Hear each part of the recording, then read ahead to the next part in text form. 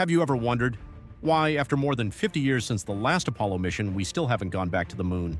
I mean, we landed on the moon in 1969. Computers were weaker than your phone today, so what's the problem now?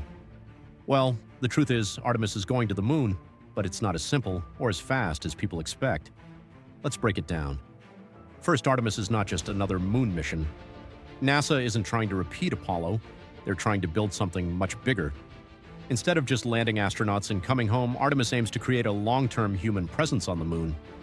That includes building the Lunar Gateway, a space station that will orbit the moon, and future systems that could eventually support missions to Mars. So right away, you're not just launching a rocket, you're building an entire space infrastructure, and that takes time. Second, the technology is way more complex than before. Back in Apollo, NASA accepted much higher risks. Today, that's no longer acceptable. Every system, from the Space Launch System rocket to the Orion capsule to the human landing system being developed by SpaceX, has to go through years of testing. For example, Artemis 1 already launched successfully in 2022, but it was uncrewed. Why? Because NASA needed to test if everything works safely before putting astronauts on board. And even after that mission, engineers found issues that needed to be fixed, so delays happen because safety comes first. Third, there are budget and political challenges. Space missions aren't just science projects. They're also government-funded programs. That means every year funding can change. Priorities can shift depending on politics. And when budgets get cut or adjusted, timelines get pushed back. On top of that, Artemis involves multiple companies, NASA, SpaceX, Boeing, and others. Coordinating all of them, it's not exactly smooth sailing. One delay from one company can affect the entire mission.